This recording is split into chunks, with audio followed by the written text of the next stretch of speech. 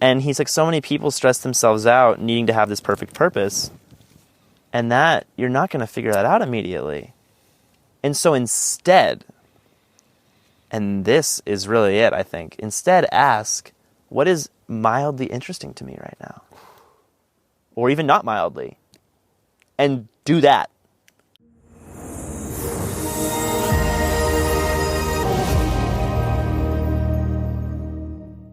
Okay, so I just wanted to set the scene for people and really appreciate, you, and let people know how we got here, since this is so unusual for so many reasons, and it's so fitting given who you are and what you bring to the world.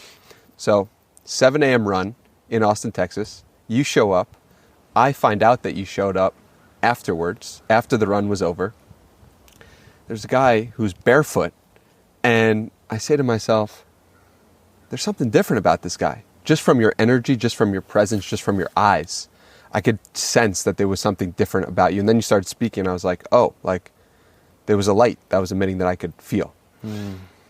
And what tipped me off on it was the fact that you weren't wearing shoes. And you said that you hadn't been wearing shoes for 7 years. We have an interaction while we're sitting at a table with about 7 people. And as we exchange numbers to say goodbye, we actually end up speaking for another 2 hours. And I said to myself, that should have been a podcast. And I want this guy on my podcast, even though I know nothing about him. Everything he said to me could have theoretically been a lie. But I just felt a warm and healing presence. And I think I said to you, just by you being in this coffee shop right now, you are healing people. You told me that, yeah. And I really felt that. It really impacted me that you said that. And so I believe that to be true. And because of that, because I felt that presence, I wanted to bring you on the podcast with basically no research and try to give people that energy themselves if they're listening or they're watching, just to give them a sense for what I felt when I was communicating with you. And you've hosted me at your wonderful place, which is why we're sitting outside for the first version of the podcast that ever has been outside for me. So thank you so much for being here. Thank you so much. I'm so happy to be here. I'm so happy, dude. Yeah. I'm so happy we're doing it out. All these firsts. I feel like I'm aware of the things that you said about me. And the light that I bring, the presence I bring. But the degree to which you're reflecting it and saying it is like revealing in me certain subtle layers of like, I don't know if it's unworthiness, but it's just kind of like, it's so powerful that you told me all these things you're telling me. And it also revealed like a subtle layer of if there's any part of me that still might not believe that fully. It's very subtle, but it's just the level of compliment and reflection you're giving me is so meaningful and so deep that I'm like sitting with, is there anything left in me that would resist such a meaningful comment? There might not be, but it's so deep that I'm like, thank you. Yeah, and I think that's a good place to start is, why do you think people generally have a difficult time sitting with the kind things that other people say to them? It's a great question. I have a great answer, I think. I'm going to get pretty technical pretty quick. We're diving into the psychology. I would say, so let's say someone says something kind, like you said to me. Someone says, you're amazing. Or you're so great, or whatever. Even something simple. If someone feels like an emotional response of resistance, or they might even say, no, I'm not, or whatever. What I believe what is happening for someone is that there is a single part of them. It's not their entire mind, but there's one part of their being that has some kind of belief about themselves. And then someone says something, and that's just sensory input. There's their mouth moving, there's the audio coming in. So that hits them, and that gets filtered through whatever that negative belief is, and it spits out an immediate thought, which may not be spoken, and it may even be unconscious. But that thought could be, no, I'm not, or you're just being nice, or you're just trying to like impress me, or you're whatever the thought is, and then that thought generates that feeling of resistance or difficulty. So to answer it in short, why do people, I think, sometimes struggle to sit with people being kind to them? My response is that there's a part of them that has a belief about themselves that is contrary to what that person has said. And the deeper why is that part of them at some point in their life concluded that about themselves through their own, they gave meaning to certain things when they were very young usually, and that's been like locked in. And now that's a belief that they have, even if they consciously think it's not true. So what was that belief in you that wouldn't receive or couldn't receive part of it, the kind words that I was saying? Well, like, yeah, I could speak to the past. Like I said, I'm still kind of sitting with if I was really feeling a resistance in this moment, or if I was feeling like I was like just so impressed by like the magnitude of what you said. But I can speak to in the past, I'm very confident, and there could be a little bit left, I don't know, but in the past, there were parts of me that like outright resonated like in a deep level, not even like a little bit like a hangnail, but like a deep level, that I was like fundamentally a piece of shit as a person. And that it's weird because I always knew I was amazing too. Like I had both, but there was like like I talked about. But to me, it's like, and also I think there's parts of me that used to not trust anyone. So I believe people just say things like that to be nice, or it's what they're supposed to say. You know, like they can't actually mean this. They're not being authentic right now. Stuff like that could be part of it. But then I think there were also parts of me that just thought like, I'm not enough. I'm not good enough. I'm not worthy. I'm not capable. I'm not wanted. It's a very powerful belief I used to resonate with very deeply. And yeah, those are some of them. I think overall it was a part of me that just does not think I'm amazing. Yeah, I saw the light in you, and it was so clear, but I also felt that there was an equal level of darkness, if not more darkness, that you had to overcome to get to this level of light. Yeah. Would you please explain like the darkness of your life? And let's start there. Thanks. I'm trying to think how to start that. I think I'll say too, I'm getting a little technical for a moment, but I think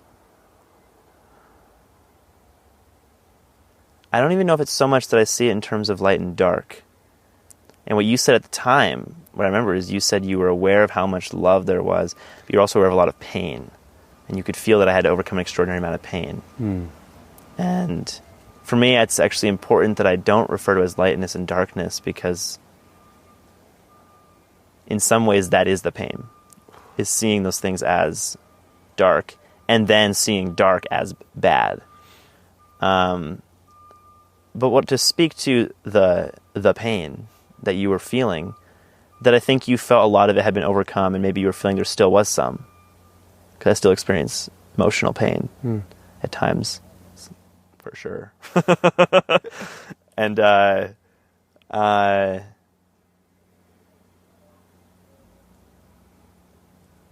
I can get into some of the stories, which we can do, of some things in my childhood.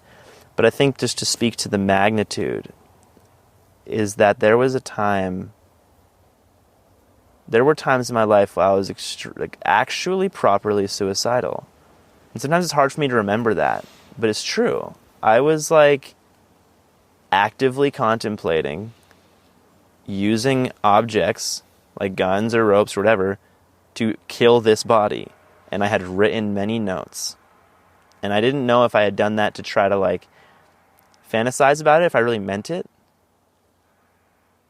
But like, yeah. How old were you? The closest was 17. And you're 24 now. I'm 24. To give context. Yeah. When I was 17, that year I had kind of like left home. I was sleeping in my brother's car while going to school and while working. And I had my one girlfriend and my best friend, and they were kind of like my only, I mean, I had other people too, but they were like at the time my closest people. And there was basically in that same vicinity of time where I was not enjoying talking to my family very much at all. she and I broke up, and then it was like a couple days later I was on a walk and I saw them like basically on top of each other shirtless. They weren't having sex, but I mean they were on their way to some spicy things. And it felt like at that time the meaning that I think I had created was that everything was over. These were like, this was all I had. Because I wasn't very happy with the home life. Much more than not very happy. My parents had divorced. My dad had actually just left and moved to Oregon. Just gone. And my friend, we had all been shooting. Because my friend, his dad had died too. And we were like, we found his old guns. We all went shooting out in the desert. I grew up in like rural Arizona on the Navajo reservation. I don't know if I told you that. Wow. Yeah. So we were all been shooting and the gun was in my car. And so I went home. I mean, it was a whole thing with them. I walked right up to them and it was like a whole thing. And because he was telling me the day before, like, oh, dude, I would never like do anything with her. You had the intuition even then. It was the day of that he told me, never. Wow. I still don't even know if they were cheating. Maybe not. Who knows?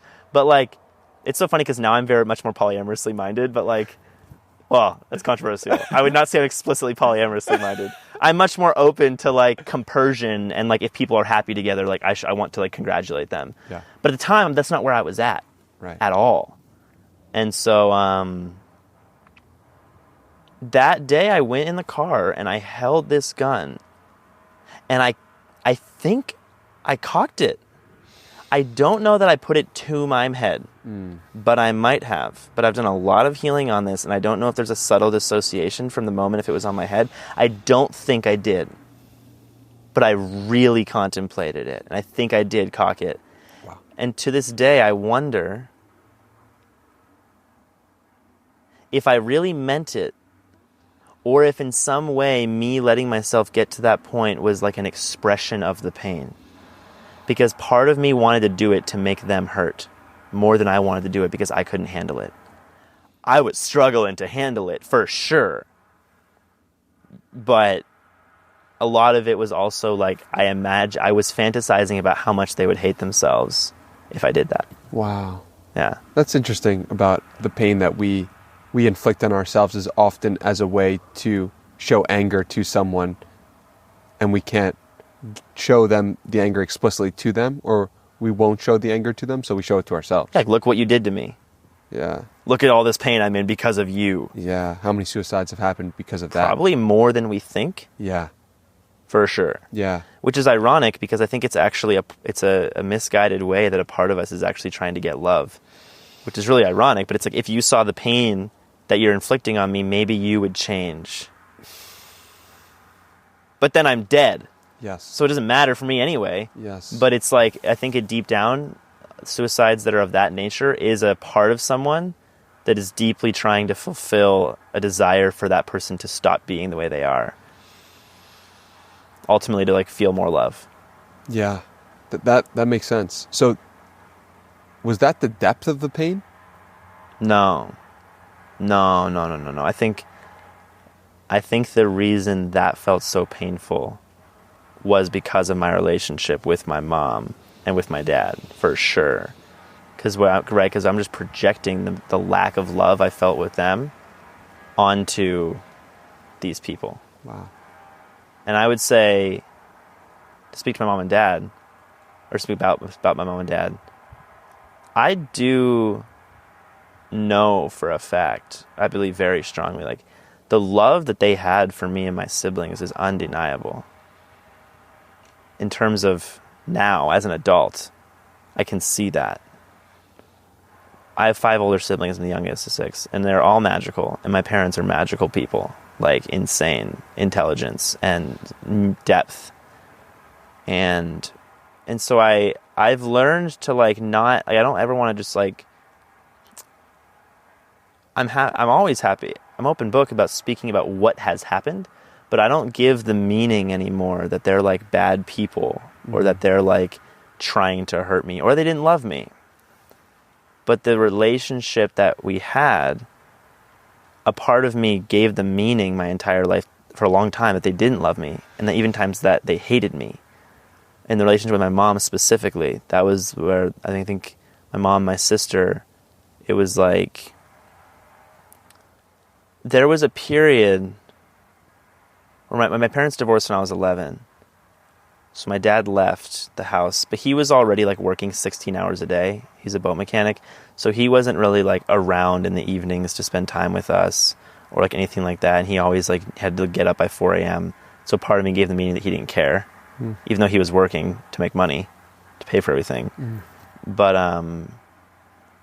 when he left, like my mom divorced him, then it was just me and my mom and my sister and my brother, and it was just kind of like chaos for a very long time.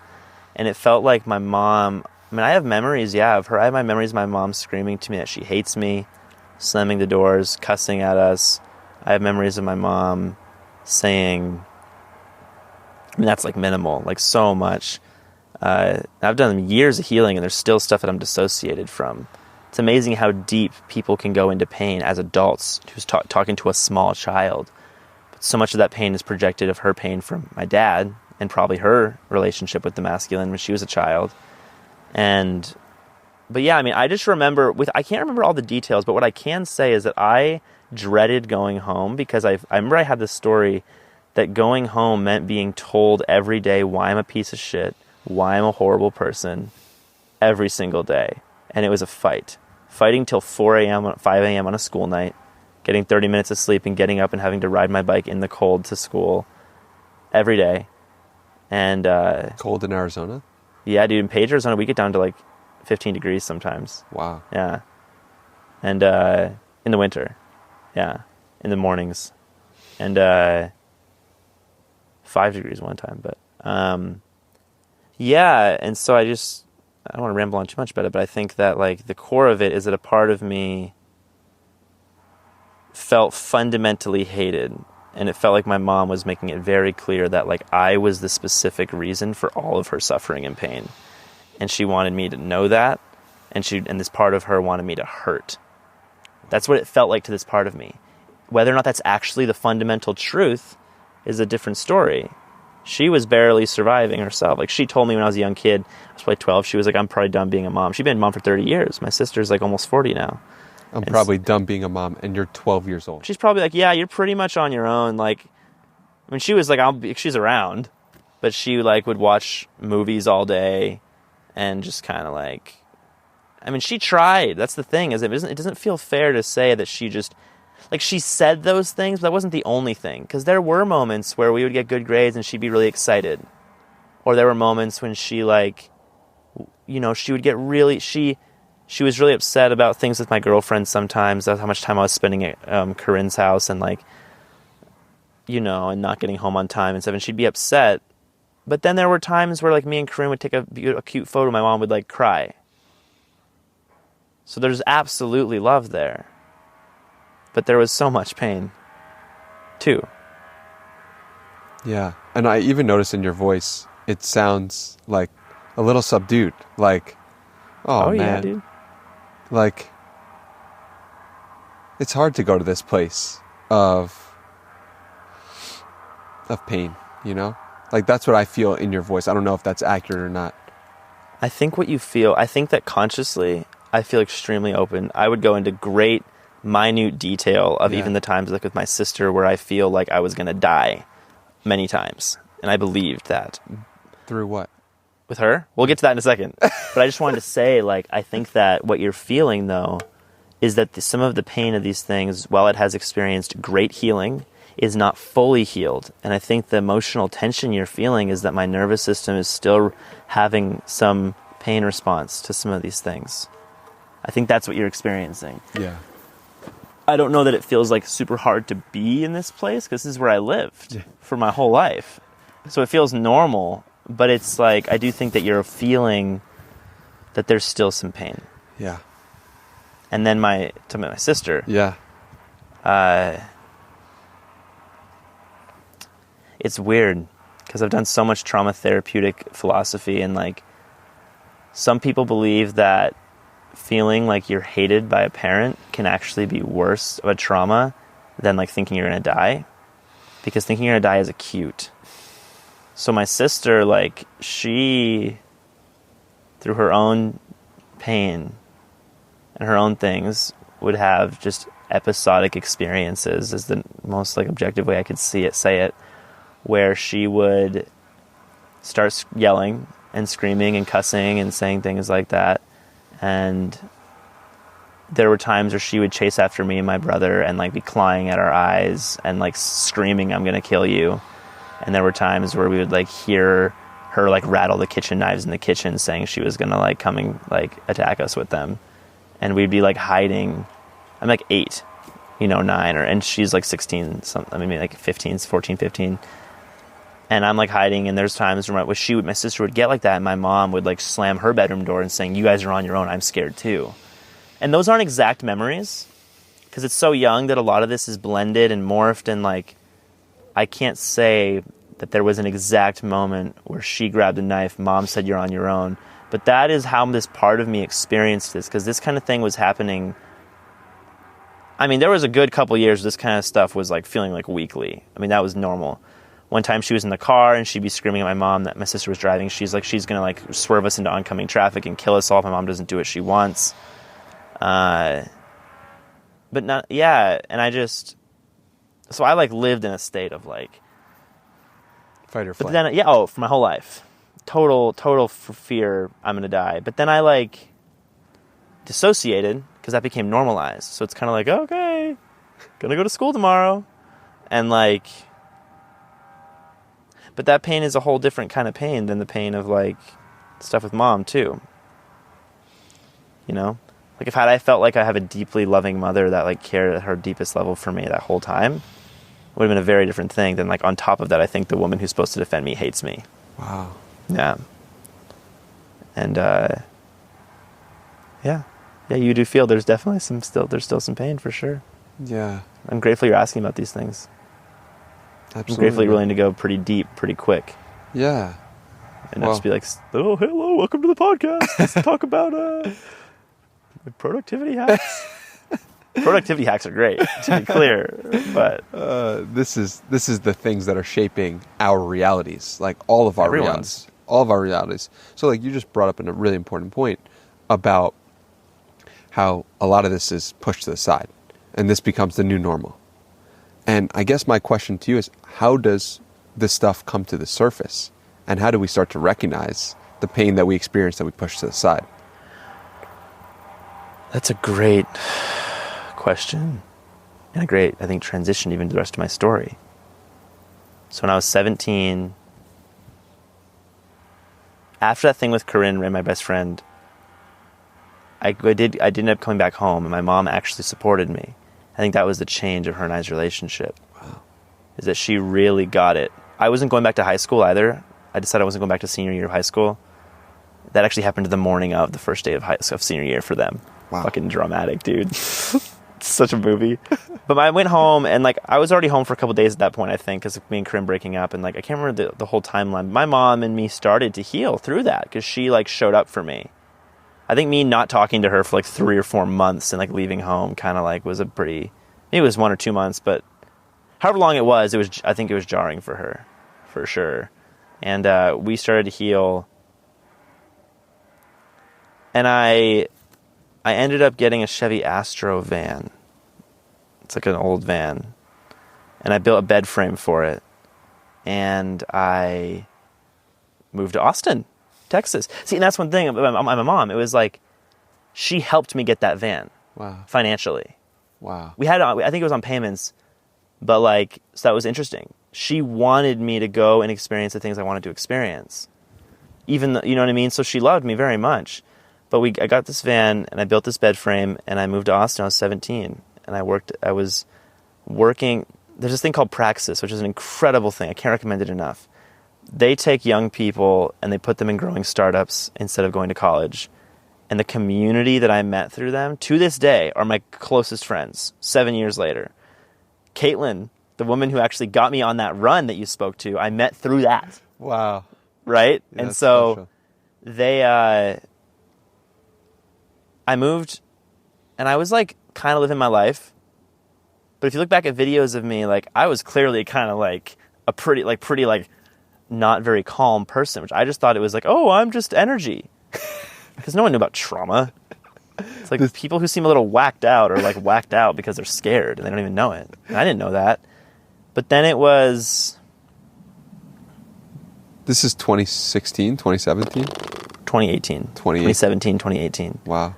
And I started traveling, and I started to notice I had a lot of like brain fog and like difficulty focusing, but I didn't know exactly what that was. I thought I just needed to eat healthier. More productivity hacks? Yeah. Oh yeah. I was like, there's something wrong with me. There's something wrong with me here. I'm not doing this. And eventually I lived in Detroit, and I was on the ice, and as an 18-year-old at this point, I was like, oh, I'm gonna catch a drift on this ice. And I grew up in Arizona, so we didn't have a lot of ice. Even though it got cold in Arizona, we didn't get ice. And I hit a tree 40 miles an hour and totally destroyed my van. And... You hit a tree? Yeah. That must have been pretty traumatic. It was okay. It sucked, but I feel like I entered this deep, calm, emotional state. You know, it's like a survival thing or something. As I was moving toward the tree, I was just like, whew. And maybe there is some unresolved trauma there, I don't know. But like, the trauma was more like, fuck, my adventure's over. Because I was starting to work remote. So I started to learn how to make money online as a video editor. And so I started to like, you know, you don't need a lot of money to live in a van. But I had just enough money that I wanted to keep traveling. And I'd heard about Central America, so I flew to Guatemala when I was 18. And when I lived I'm skipping some things, it's okay. When I lived in Guatemala, I was working on a cacao farm.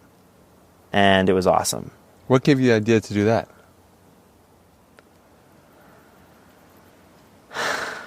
I don't really know, but I think it's that my sister, a different sister, I have 3 older sisters. All 3 of them had like traveled the world. They did a lot of like backpacking and stuff like that. In a very similar way, like not having a lot of money, but just like, there's this thing called Workaway. Workaway.info. It's a website. It's awesome. You're giving out resources dude, nonstop. I'm doing it, dude. Praxis. Workaway.info, bro, is amazing. Workaway.info, all over the world, everywhere, even the U.S., but especially in other countries, you can find hostels, hotels, restaurants, schools, etc., that you can go and do work, whatever they want you to do, and they will feed you and house you. You don't have to spend a penny. Wow. And so I went on Workaway, and I started looking at all these different things, and I found the cacao farm, Utopia, hotel, hostel, and cacao farm in Guatemala. Everyone should go. It's by Samuk Champay. And I went there, and I landed in Guatemala, 18 years old. I had like $300. I made a little bit of money at that time, a little bit. And I hiked to the top of this mountain next to a volcano before I went there, and I watched a volcano erupt in front of my eyes. It was 2 weeks before it erupted and killed like 300 people. It was international news. Yeah. So you could have been on that. For sure. I could have died completely, yeah. It was a tourist attraction because it erupts every day. People don't know this. Volcanoes erupt some of them erupt every hour, but it's just like a couple hundred feet in the air and it just kind of goes to the side of the volcano. Wow. So I have photos of it, of like this volcano louder than a shotgun next to your head. It's crazy. And went and did that, went to the jungle, and somewhere along the lines in there, and I was there for 3 months. Amazing experience. But this brain fog just kept getting more, and I was like, do I have a fucking tumor? Like, what is going on? I mean, it was getting to the point I couldn't focus on anything. And I didn't know what the hell was going on. And I went to Mexico. Eventually, I was living in Mexico, traveling. And it got so bad that I like had to fly home in emergency because I was like, I don't even know if I can navigate an airport. Wow. I ended up going home, and I couldn't function. Life lost its beauty. Like, I wasn't even able to finish a paragraph from forgetting what the first paragraph was, the first sentence was. Wow. Watching movies, I couldn't even watch the first 10 minutes because I'd forget what it was about. It was that. And what was it? Well, that's where I got obsessed with healing. Wow. Because I was like, depression was so much better. Because at least you feel the pain. Wow. I was so numb that there wasn't even a body hardly anymore. I was so disconnected from everything, and I felt like reality wasn't real. It was terrifying. And everything was foggy all the time. I couldn't focus. And I went home, and I think I was there for like 5 months. And I have 5 months of almost minimal memory. And I got obsessed with nootropics and biohacking and healing, and I was doing breath work every day and Wim Hof method and all the different nootropics, and I was eating all the things and doing all the different Every physical regimen I was obsessed with. Working out, cold showers, whatever I could do to get this fucking mind to not be so insanely broken. And it all kind of helped a little bit. Sometimes it made it worse, though. Until I ended up going back to Detroit. I was in Detroit for a little bit because I realized I couldn't be at home and try to heal this. It just was not working. Because I started to realize my body didn't feel safe. This was new at the time. I was like, I don't feel fucking safe here or anywhere. Yeah. And I feel like all the time. Yeah.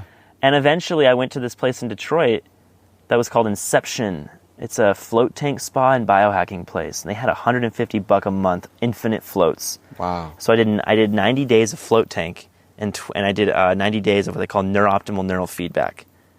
And the guy who ran the place was like, have you ever heard of trauma? I was like, kind of. I didn't go to war or whatever. I know my childhood kind of sucked or whatever story I had. Now I actually don't think it sucked. I think I have very grateful for it. But at the time, and he started to explain to me the nervous system and some basic trauma theory of just the fight or flight system, that when we're constantly triggered into a fight or flight response, eventually your brain's not going to be able to operate because you're literally thinking you're about to be killed all the time. And I really believe that's what was going on for me to some degree. But I think then what happens is the fucking whole digestive system is shot. So you have all this leaky gut, meaning when the nervous system is this, the body's not able to effectively digest food or do anything, in my opinion. And so all of my my body's suffering literal damage from the stress. There's a damage in my entire being from all of this stress, right? And so I think that's a lot of what was going on. And so I started getting obsessed with healing myself through trauma healing instead of biohacking.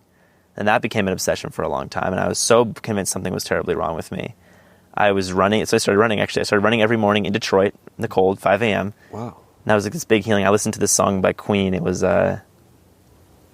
Tonight I'm gonna have myself. What is that one? Anyway, it's a really good Queen song. Yeah. But kind of going fast. But all that said, I got around to living in Charleston and... Whoa, I got questions on Detroit. We're not going straight to Charleston. Okay. The biohacking and the float tanks, what was that protocol? You had an unlimited pass. Yeah. That's, if I'm not mistaken, basically like a meditation where you're just laying... The neurofeedback, you mean? Yeah. Yeah, I can talk about that a little bit. Yeah, because I feel like if I'm telling someone, meditate 60 minutes or just sit with your thoughts for 60 minutes, for some people, the float tank idea is better, or neurofeedback. Could you talk about the differences? What is that? Yeah, I was trying to meditate too, but it was so hard. Yeah. NeurOptimal Neurofeedback, I love it. I'm dropping all the resources, man. I can't recommend NeurOptimal enough. It's awesome. The way it works is you go and you lay... They had this place where they put you in these infinity chairs. That's just how Inception did it. You can just buy a NeurOptimal machine. It's $10K, but which is pretty... Not everyone can afford that, but Do they have them available at... They had the place. So I was paying $150 getting unlimited sessions of both. But they laid me back, put an eye mask on, put headphones on you, and they attach these wires to your head, and they play this song. It's 27 minutes, I think, 22 or 27. And what happens is every time it detects sort of an incoherence in your brainwave activity, or a jump, or a or whatever, that's my term for it. It just creates a millisecond pause in the music, and it sounds like a click. Just every time that happens. So you basically hear every time your brain goes crazy. Every single time there's a slight stress response of any kind, or a slight, I don't know exactly what they're measuring. That's my interpretation. Yeah. It just does a little click. And it's so subtle, but it's there. It's very noticeable. And you kind of feel yourself go from the click. And it's this beautiful song they've had someone compose. And by the end, you just feel completely calm. Wow. The first neurofeedback session, I came out of it and I had a little bit of hope. Because my nervous system was starting to regulate a little bit. And was it also I understand that... Maybe this is a little bit what's going on? Yes. Yes. That the subconscious programming and my thoughts, I can actually notice them? That came later. Oh, okay. At this point, I was still in pure physical, how do I get this nervous system to calm down? Wow. Was not thinking of specific events yet. Was not thinking of I was just kind of sometimes during the neurofeedback sessions, I would be feel a deep charge of something that happened with mom. Yeah. There'd be a thing. And you're 18, 19 years old at this time? Yeah. I think I was 19 now. I mean, this is so wild to me that you're, 24 years old. You're just entering a run full of light and energy and love, and it's apparent. And at 19 years old, this journey begins. Yeah. Like, this is a lot of hope for people. I'd say only 18, 17. 17 is when I first started to notice there was something going on. Yeah. It's like 6 years. Yep. Like, that's not that long in the grand scheme of life. No. And, I think it gives so much hope to people who are in the grandest of suffering right now. Yeah. Who want to commit suicide or want to, or just like feel so depressed or just like in the depths of suffering. It's like, you made it out. You made it out to the extent that is so pure and so able to see the beauty in life and help other people. And I just need to point that out. Thank you. Because thank you. You probably don't hear that every day. And well, yeah, because I used to talk about all the trauma. Like, I used to just like go into meetings with people and be like, somehow just come up casually, like, oh yeah, my sister used to say she was going to kill us all the time. Like, I was just hiding with and that's when my friend Nick Rundlet, who changed his name to Gladius, which is a fun name. But like he was part of that praxis thing, and he said to me on a Zoom call when I was talking so casually about the trauma, he was like, Jackson, have you ever heard that like when people talk about really intense and like pretty dark things so casually, it means they're probably like dissociated from it? He's like, that might be what's going on here. Oh my God. And I was just kind of like, huh, that's when I was 17. That was right when I was heading to Austin the first time in the van. I was just like, and so I would have some people be like, bro, you can't just fucking drop this shit on people unless they're prepared to hear really dark shit. Because to me, it's just normal. But, so I actually don't talk about it as much. But now that I have more of what you're saying, I'm like shocked because people in my community now, because I know like just hundreds of amazing people here in Austin, and people are often like, dude, I would never expect you've been through all that because you're so much light. And I'm like, really? Because I used to just tell everyone. It used to be like a meme about me. People would say, oh yeah, Jackson's talking about his trauma again. Wow. Yeah. That's so But now I don't think I do as much, but go ahead, you're asking something, yeah. Yeah, I was just curious about how the neurofeedback like impacted that and who you would recommend that for exactly.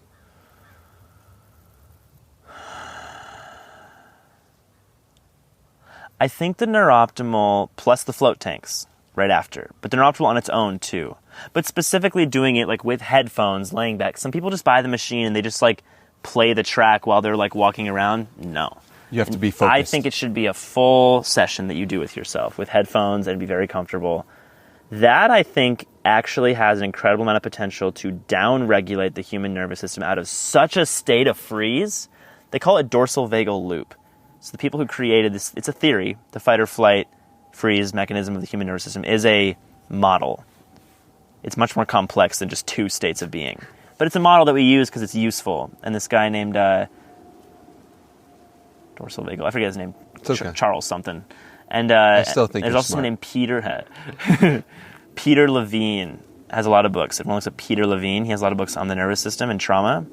I started to learn like a dorsal vagal loop is when you're in a constant fight state, but you're also in a flight state, and you don't know what to do, and so then you just, because you're one part of your body is trying to get the fuck out of here, another part of your body is ready to fucking kill something to survive, and you just get stuck in this state of like, what the fuck, and that's the freeze response. But then the dorsal vagal loop is when the part of the nervous system that is trying to run, the part of the nervous system is trying to fight, don't actually know that you're not about to die.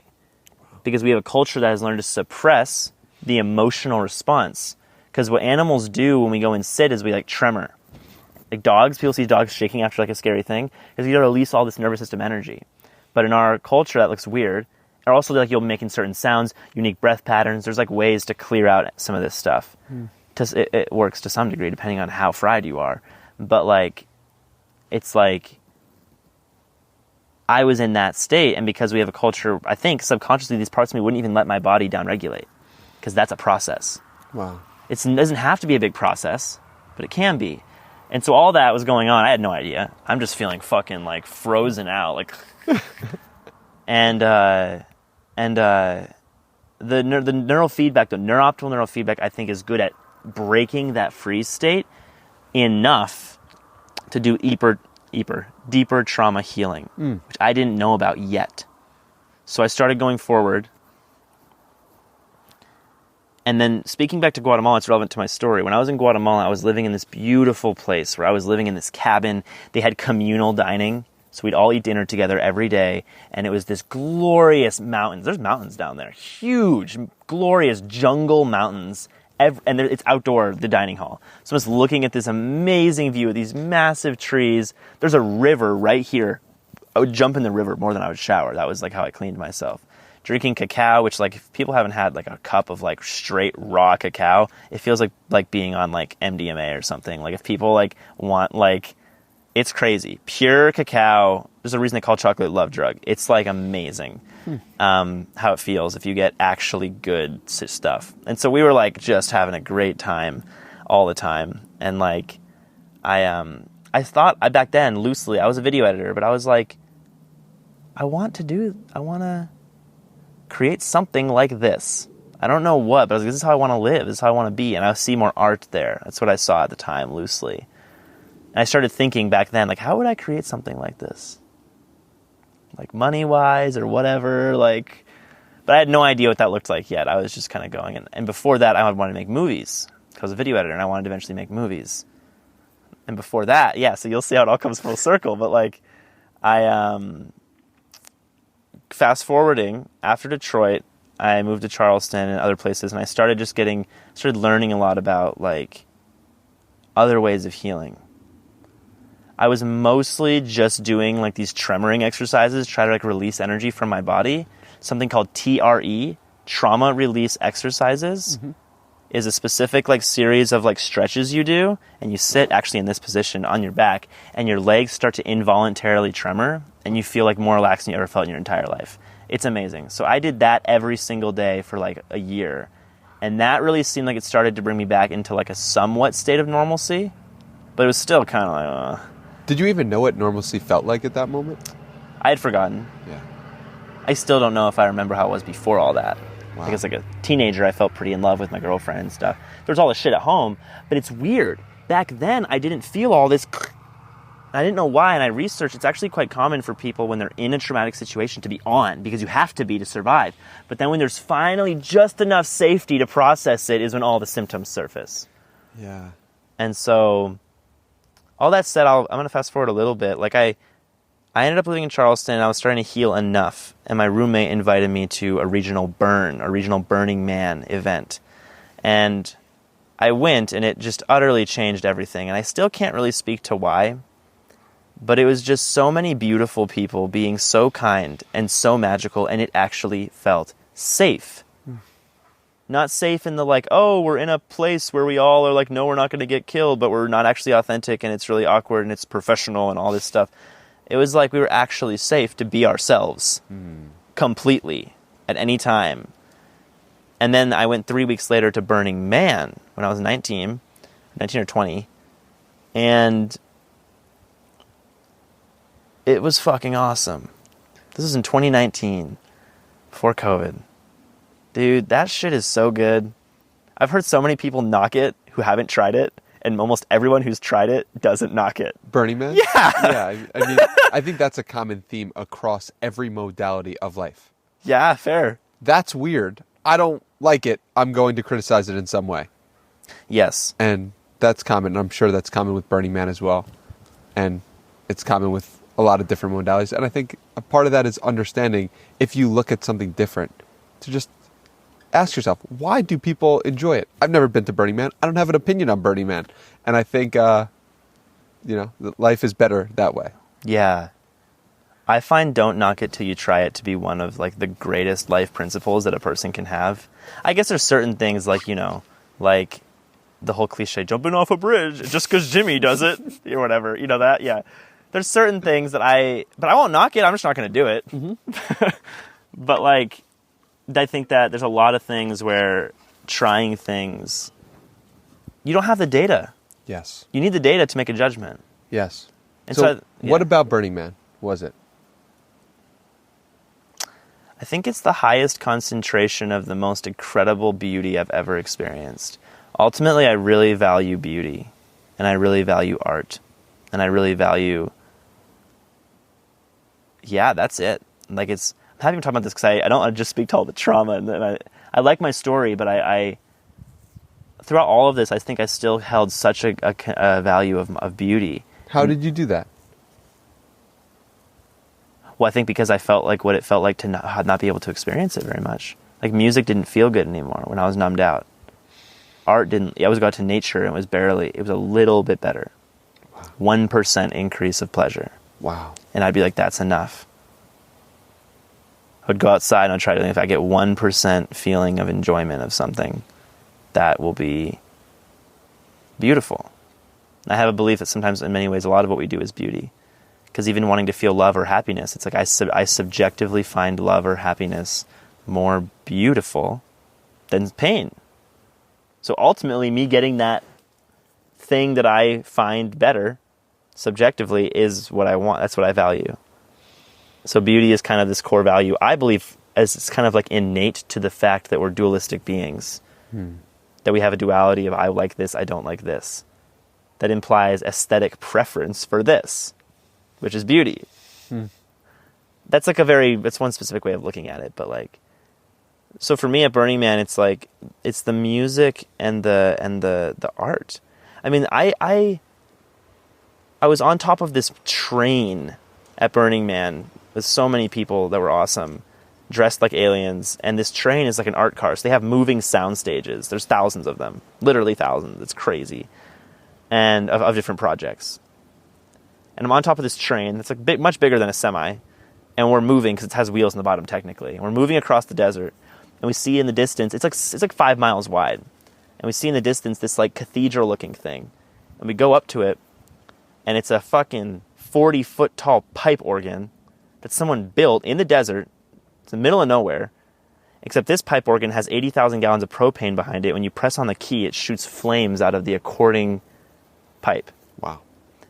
And then I look around, and it's flat, and in every single direction for miles, literally, are thousands of projects that are that awesome and that big and that amazing. Yeah, thousands. I want to stop you right there because you said the word awesome, and the word that I had in my mind was awe. Yeah. And it's like, if you can't find beauty, maybe find places where you feel awe. Happy you're speaking to awe, because I think I'm a bit of like an awe addict. Like I seek the experience of awe out, and I think there's parts of me that sometimes feel depressed when I can't find it. Because I've had some pretty awesome experience. I've had some pretty awful full, not awful. Yeah. That's interesting. They call it awful. Huh. Yeah, full of awe. I've had experiences full of awe. Crazy. Yo, yeah. And I think that Burning Man is a great way to start that too. Like the spirituality element of my life really started to come online. I don't know what that means when I say that. But what I mean is that I started to experience things like even sober that I don't know if it was because of Burning Man or because it was that timeline of my life, that were just so metaphysical and wild. Like I would meditate and I would go into the deepest states of transcendence and feeling like like the whole universe was there. Like there was no more even me. Like it was like, and I started to feel in Guatemala. I started to feel like sensations moving through my body, but very like pronounced. I could like focus on a piece of my body and I would feel energy go there. Wow. And then it would happen over on the other side. It's happening right now. It's never stopped since I lived in that cacao farm. Wow. And I realized everyone has this, and it seems like some hippie thing people think of, but it's like, nah, dude, like our nervous system has sensations and we can direct them intentionally.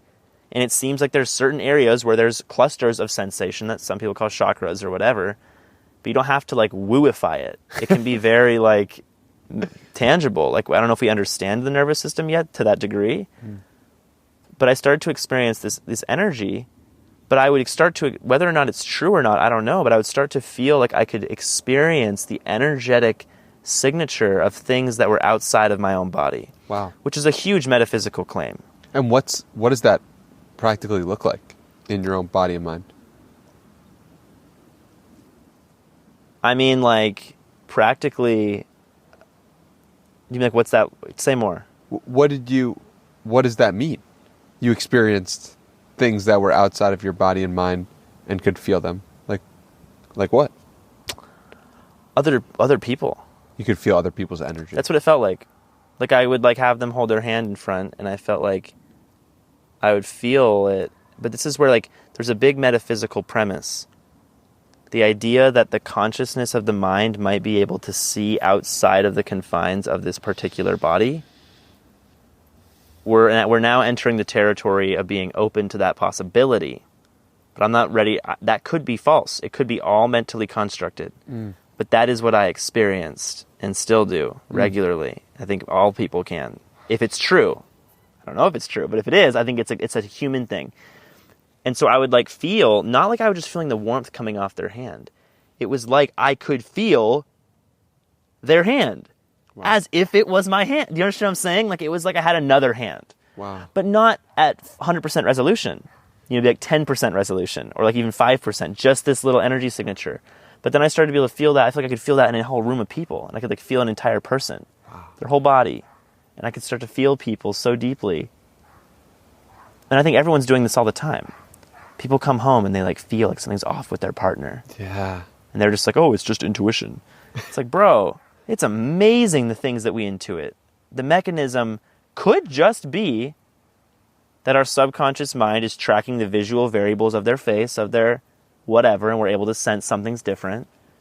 But it also, I'm very open that there is an energetic thing that we can actually feel. Energetic prints of the reality around us, independent of them coming in through specifically our eyes, ears, mouth, and nose, and hands. So the way people see it, some people see it as there's an ability that the mind has, or like that's like a more like there's one consciousness in the entire universe, and we're like able to tap into the field of awareness of other things. Someone else might say that the human nervous system actually just has a like sonar type faculty of being able to simply feel things without actually touching them or seeing them.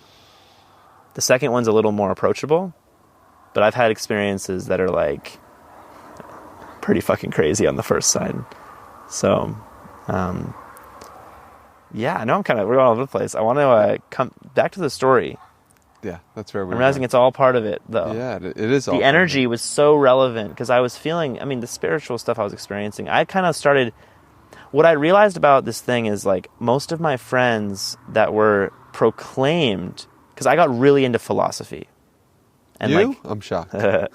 Like in like studying philosophers and like different philosophical arguments, and especially like a very specific economics philosophy and like different types of economics and like not politics, but like alternative economic systems for the future, and like got into like the ideas of the core principles of logic, rationality, and reason, and like what those things are. And a lot of my friends that claimed to be all about logic and rationality, like just kind of wrote off some of these esoteric ideas. But I was having experiences that to me warranted investigation. And it would have felt irrational to simply say, it felt like it was too quick to just say, this is just mental construct and I'm just kind of going crazy. Like that just doesn't quite capture, because a lot of these things were when I was in mentally well places. Usually when I was in mentally like really rough places, I wasn't having these things. So it was like I was having these energetic experiences that were experiences that I was having, whether they're mentally created or not. It's like, this is an experience. And so having an experience, the scientific method is about observing data and trying to replicate it and re-observing it and forming hypotheses about it and stuff like that. And I was having experiences that within my own experiences warranted a scientific investigation. Now I couldn't necessarily do it with others. Now there actually are a lot of people trying to study this stuff, it seems like. But at the time, even 6-7 years ago, this new agey stuff was still very like alternative, and like I didn't have any communities that were into this stuff that were also rational. It was like I either had to hang out with my like super tense, nerdy libertarian friends who I dearly love. I don't want to call them that. Like, not tense, what I mean is like about logic. There was like this is just how it is, and that's all nonsense. And then there was like people that were just like complete, those people would call hippies, the value of logic didn't even matter. It wasn't even on the table. Yeah. I was kind of in between for a long time. And I knew I wanted friends that are both. And I have a lot of those friends now, thank God. But so for me, it was always logical. For me, logic has always been one of my highest values in the world. That's the whole principle of meaning making, right? Like there's the sense data and then we give meaning to it. And that meaning is different from the actual experience. And so it's like I intend to evaluate reality with the highest level of accuracy as possible. If that is possible to evaluate reality accurately, which is an if. No, I'm getting some layers here. I love it. You following? Okay. Yes. I got back from Burning Man, and I just basically knew that whatever the magic was that I experienced there, I just wanted to do more of that. And I wanted to bring that to the world. Not just Burning Man. I'd already had quite a magical life. I'd lived in my van. I'd overcome a lot. I was still going through so much crazy shit. Even at Burning Man, I had so much dissociation and like all this like mental stuff going on. But I was starting to have a good time, and I knew I wanted to like do that. I also didn't mention when I first had the thing with Corinne and Richard, before all this shit got really bad with my brain, I healed a little bit in order to go on my van adventure, and I was really happy for a while. And I thought I'd overcome everything. I was convinced I'd overcome all the trauma. It was all good. And I made it my purpose at that time. I wanted to help other people be happy. Wow. For a while. And someone told me, you're too young to do that. I took on a belief. They were right at the time. Wow. And then now here I am doing that again. But like, I eventually, I started going to these regional Burning Man events, and I started to realize I wanted to create something that brought some of this to the world. Not just Burning Man, but just magic in general. I was always so dissatisfied. And I was raised Mormon, so I told you that. So I grew up very anti-alcohol, and even though I left the church, I still was never interested in drinking a bunch, because I tried it and it just didn't feel good. It was way overrated. I was like, this is like not that great. And I never was able to find places where I was actually feeling welcome to have fun. Because it's like, I didn't feel safe in like the bar. I didn't feel safe and welcome and like loved in like clubs. Yeah. At all. And I wanted more. And so Burning Man was like, even though it is alcohol at Burning Man, it felt like it didn't matter if you're on alcohol or not. Like, it's just whatever. And so I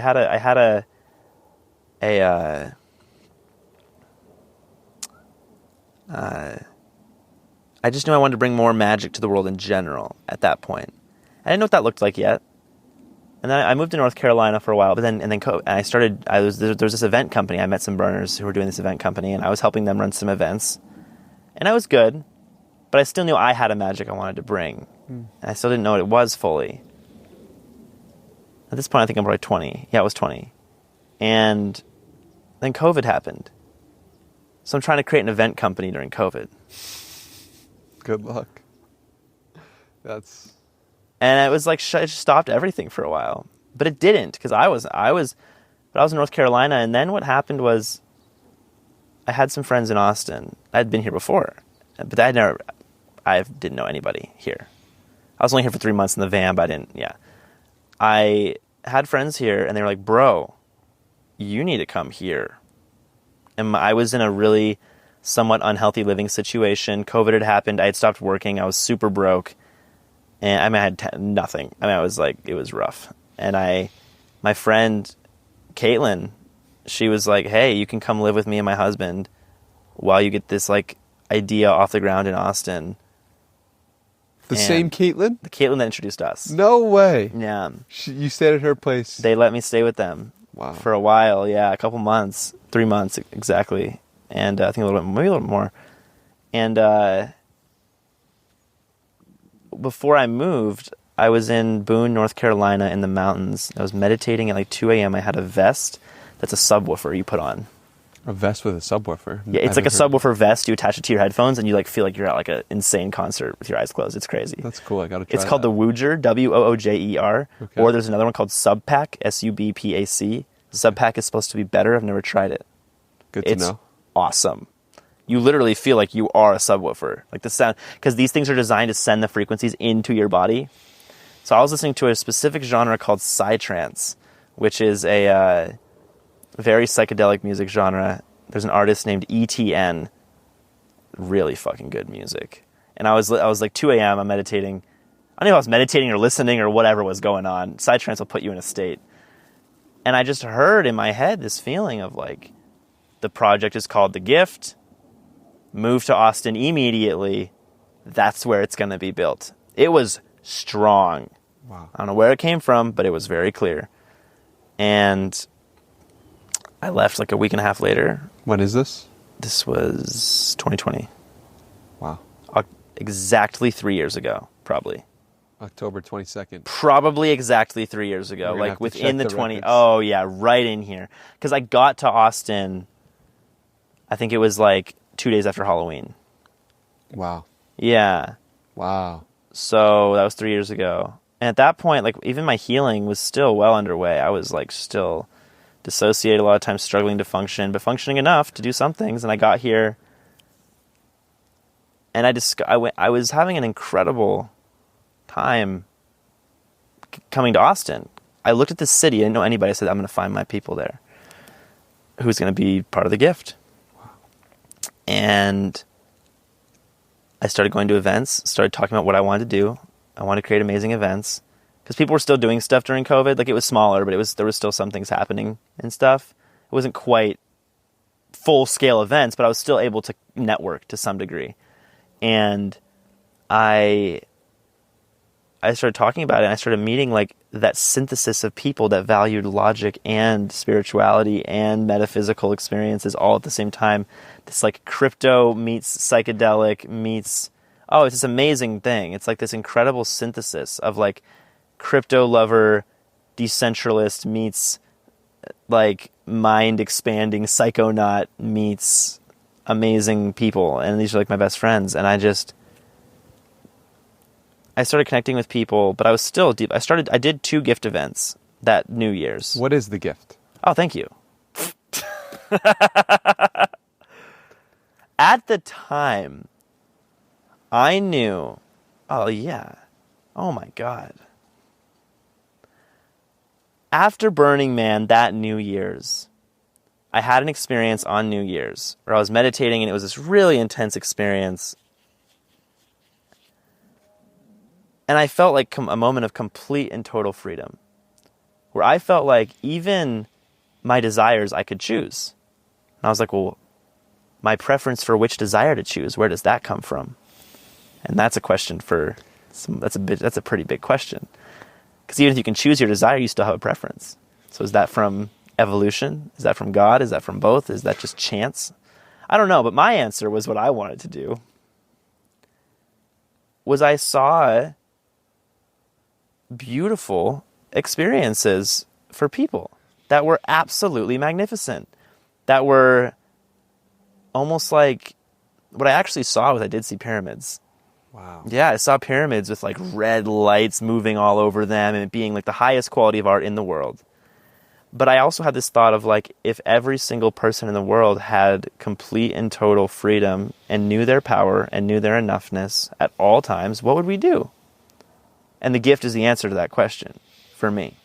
That's what I just saw, like, oh, we would create dope stuff all the time. Not even because of some like fairy-airy way, but like literally like when people are feeling good, they want to build shit and they want to enjoy life. And I think this is a very important point that I have to jump in on, because a lot of people believe that when they feel good, they will not be as ambitious. Yes. It's actually one of my, on the other side of the gift with like the helping people with their own stuff. Like I have many clients that are especially like startup people or like entrepreneurial, usually men, that actually are afraid that if they removed the I'm not good enough, they would lose their motivation. So it's like the secondary belief is like the way to motivate myself is to criticize myself. Yeah. The way to motivate myself is to have pain, which is not true at all. Children are really motivated to build towers out of blocks without pain, and you start yelling at them about how it's stupid, and they usually don't want to build as many. I mean, someone might say, "Oh no, I am wanting to," but it's like it's less abundant of an energy source, in my opinion. Yeah, I agree, and it's like you try to do things from a place of lack and from a place of not feeling good enough, so that you can do the thing, then feel good. It's like, why not just feel good today and do the thing? And you're going to be you talk about purpose, you're going to be a lot clearer about what it is that you actually want to do if you're doing it from a place of enoughness. Yes. Because then you're not living a lie. Yes. And if feeling totally peaceful meant you would stop doing what you're doing, then maybe you should stop doing what you're doing. Well, I don't believe in shoulds. It might serve you to stop doing what you're doing. Yeah. If inner peace would mean you stopped doing it. Yes. And if for someone inner peace meant selling their house and then just going and living a simple life in nature, great. Would that really be so bad? Listen, you're going to be okay. For me, though, inner peace looks like when I'm feeling deep inner peace, usually what I'm feeling motivated to do is like transform as many people. What I'm feeling motivated to do is like create a world of love and harmony and peace for everyone. Yes. That is what I'm feeling a desire to do when I feel peace. And I think most people, when they're actually feeling inner peace, that's there. I do not believe that most people would just be apathetically indifferent. They'll just be excited instead of like stressed about changing the world. Which is a way more ambitious thing than you would have created if you were not at peace, which is so interesting and insightful to that argument. Yeah, that's a great point. And for me, getting into that, like, I'll share that too. Throughout all my childhood, I always knew I was here to like help change the world. Yeah. Like my mom, I talked to my mom. She said I was saying, like, now me and my mom have a pretty good relationship, and we talk about a lot of things. And she would tell me that, like, when I was a kid, I was talking about like wanting to like make sure all the people, you know, like the movies and like the starving children in Africa, like I wanted to make sure they all had water. Like that was very important to me. Water specifically, still is.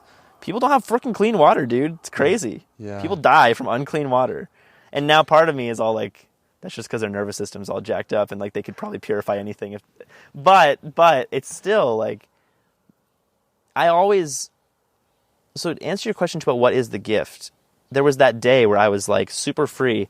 But another answer to that question is like, my desire, my sincere, honest desire in my heart is that we live in a world where every single human alive experiences total internal and external freedom all the time. Mm-hmm. And that we have a world where people live in harmony with one another and they live in peace with one another and there is unity and there is a collective experience that respects his individual sovereignty but with a deep sense of unified being for the world. But that is my desire, that we live in that world. And that every single person, that every single child has all of the things that serve a child's greatest development, and that we all get to co-create a world of beauty and love together. And that everyone's in their power. It doesn't have to just be like, kind of like anemic kumbaya. It can be like dope metal concerts or whatever you want, or like badass frickin' spaceships, and like, that's really important. I think some people have a desire for a world that's interesting and cool. And when we think of like kumbaya, happy world, sometimes it feels kind of lame to people. But I want a world where everyone is in their power. My desire is that we live in that world where everyone is also in their power. Where there's like a badassery to everyone, to everything, because we're fucking badasses. Every person is a badass, not just, well, being badass and being loving are the same thing. But being loving doesn't have to look like being weak. I think some people associate being loving with being weak. Particularly men in our culture. I've noticed that sometimes. There's like this image of like, you need to be like, that's strength. I'm serious. And like, I think there's some truth that being able to like hold serious things is strength. But all I was saying, with desire, when we allow ourselves to desire something as big as a completely healed world, our subconscious mind is naturally going to start producing the answers to how to make that happen. I believe that every single person in the world wants a happy, free, unified, peaceful, healed world. Because the frustration and the sadness that we feel about not having that world, to me, is evidence of a desire that it be different. So everyone actually shares, as far as I can tell, my desire, or at least almost everyone. And those sadness emotions are just expressions of that desire based on, in my belief, limiting beliefs. So beliefs that it can't be done, beliefs that they are not good enough, that they are not capable. So there's a feeling of frustration when they see things they don't like, right? We often feel frustrated because we feel powerless. Like if I felt like I was infinitely powerful, which I am, we all are. I don't mean infinitely as in like God level power. Now that might be possible, and that's a whole other esoteric conversation. But I mean infinitely as immeasurably. Like we simply do not know our own power because we've not lived our life, right? We don't know what we're capable of because we've not done it. And often the things you're doing today, you thought at one point were impossible. Maybe so. Yeah. I mean, I think that's true for most people. Yeah. Or at the very least, you wouldn't have either you thought it was impossible because it's such a big thing, or you wouldn't have been thinking about it. Right. It wasn't something that was on your radar, which means it was a thing you were powerful enough to do that you now did. Yeah. That you didn't think about. And so we're so powerful, infinitely so, infinitely so, and non-finitely. And so with me, with the gift, it was like I knew that I wanted that world, and I knew that I was like pretty set on that. And I thought, well, okay, like I saw that day just these beautiful experiences with amazing colored lights and amazing food and amazing music and cool ass people doing dope things. And that where I was like, okay, this is my business. I want to build this. And I started doing some things in my house for my close friends. We're like, dude, you should make this a business. So it was all coming together. That I was like creating these like curated sensory experiences for my friends, and then they told me to make it a business, and it was like, okay. Then I heard the gift. But at the same time, I was starting to realize that things become normalized when they become cool. That's an important realization to make. Yeah, because it was like, oh, I'm not finding places that I can go celebrate life in that feels safe and conscious. The word conscious is a little pretentious, but feels safe and intentional and present, and where there's a value of peace and power and love and unity as like a core principle. I'm like, I'm not finding these places because that's not really cool right now. What's cool culturally is like the bar or like extreme consumerism and just like go buy another shirt or another thing or whatever. And I love the incredible fruits of human action, like consumer goods that are beneficial to us. But I was realizing that like the type of things that were cool were just buying shit you don't actually need.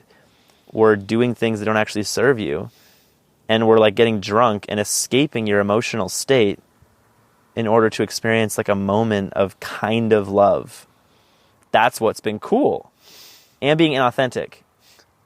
And so I was like, okay. When did you make that realization? I feel like that's been around since I was like a teenager. Because I wasn't enjoying going to parties that much. Even when I wasn't really like going to church anymore, I was just kind of like, I'm not vibing at all. And I think part of that was my own trauma. Because I didn't feel safe in places without extremely loving people. Because I needed a furthest contrast.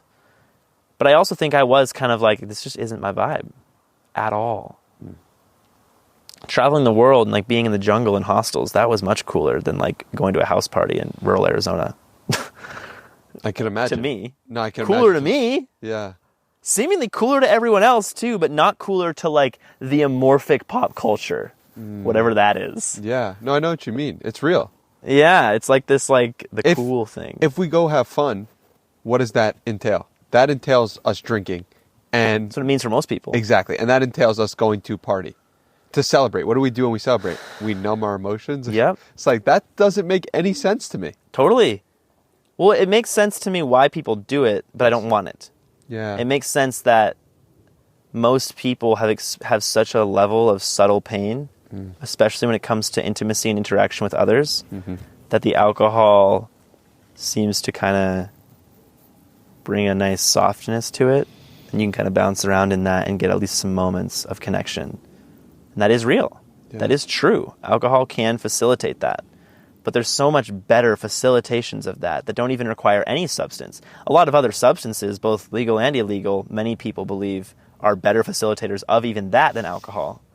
But even without the substances, there's experiences that are just better than being drunk at the bar with people who you don't even like.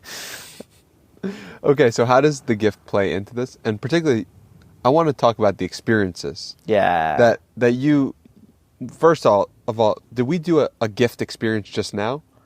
What did we just do? What we did... What would we call that? That would be what I currently am calling like an individual evolution session, which is part of the larger product of the gift. Okay. So let's go ahead and just break down it now. I know I was giving you a lot of story of it.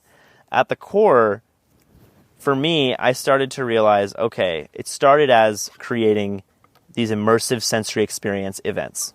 And I wanted to move to Austin and create these amazing magical experiences that were basically asking the question, if we were all free and whole as we know it, how would we party? And I created these parties, essentially, that were like colored, they were thematic. So there was like colored lighting, there's a dress code that you abide by, there's multiple courses of food coming out, we have activities, there's dancing, there's all these different things, and it's all timed out. So it's like a whole curated experience, and it's amazing. It's one of my greatest passions.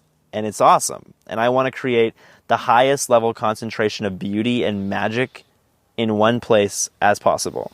And it's amazing. And it's based on the premise not of let's try to transform. People do transform all the time. But if that was the intention, it wouldn't be the same. Mm. We're resonating at the vibration of a world whole and healed. Mm. That is what these events are. Right? And there's some space. There's space for healing and transformation within the event.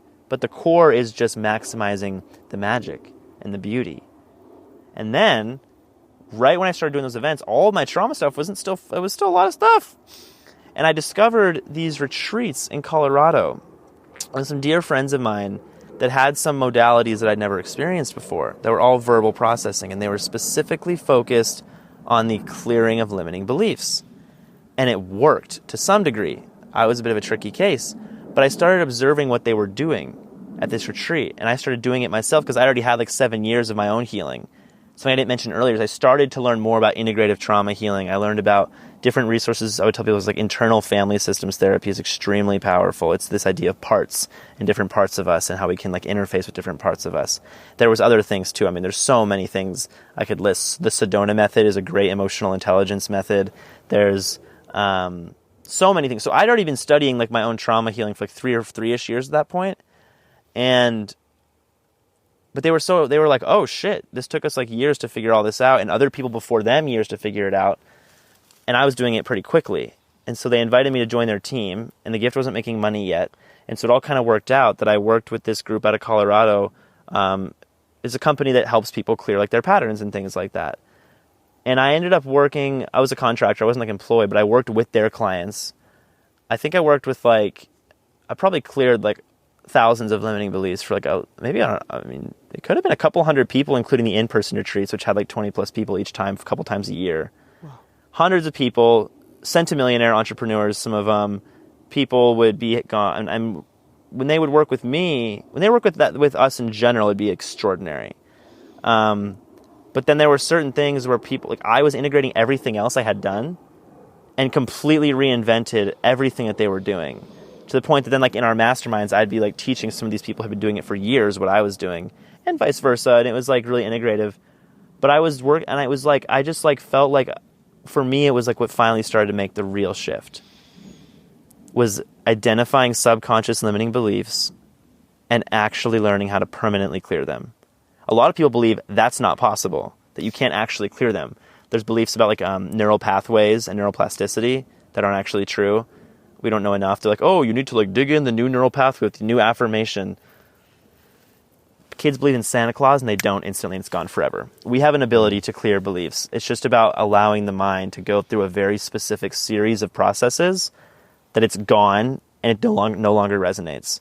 I've seen it hundreds of times. And you did it with me. I did it with you today. Yeah. And I've hundreds of times with people. So I started working with people alongside trying to build these gift events, but there was this deep inner schism for me. Schism? Whatever the word is for a big valley. Yeah, I knew what you're talking about. And I was like, over here I'm trying to build these magical event experiences, and over here I'm like helping people change their lives in the way I always wanted to, but it didn't feel like it was the same thing. And this was just for money, but this is like the passion and this whole thing. And they were always these different things, because I was like, the gift isn't about transformation. At this time as well, I ended up living with one of my friends, and we ended up having like this crazy dynamic where we put an 8-foot whiteboard in his living room, and we like every single weekend would like spend hours and hours and hours and hours basically masterminding how to like change the whole world on multiple different categories: finances, healing modalities, and then like, how do you make things cool? That's what I realized back then. I don't know how I got off that. Like, I was like, okay, well, I need to make living intentionally and actually enjoying your life and loving yourself fucking cool. Not just kind of like airy-fairy hippie stuff. Yeah, but like cool as fuck. And so I started realizing, well, if I can make the parties, the coolest parties of all time, way cooler than like the greatest Miami club, living an intentional life in a unified vision of a free, healed world becomes a lot easier and becomes a lot cooler. And so that was kind of like the utilitarian reason. But I also, just my artistic side, really wanted to do these things. Because my core is I want to make music too. And I'm starting to learn how to make music. And I was learning how to DJ after Burning Man. So I'd be DJing parties as well. And I also was like, this is lame. People are drinking. I can't do this. Because the music is like, to me, this music is like worthy of being worshipped. And I'm seeing people just like chatting in the corner drunk instead of like being a part of this experience. And so I wanted to create containers that honored the music. And I wanted making containers that actually honor beautiful music cool, so that more people would do it and we can have a free world together. And so all of that came together, came to Austin, started doing the events, then learned this healing modalities, integrated it into all of my healing modalities, started working with people. And then while I was doing that, I was not doing as many gift events. And I was really hurting inside because of that. But I was like, I needed money. And I didn't have the money to do them because they're a big production. And like, and now that was all limiting belief at the time, but like,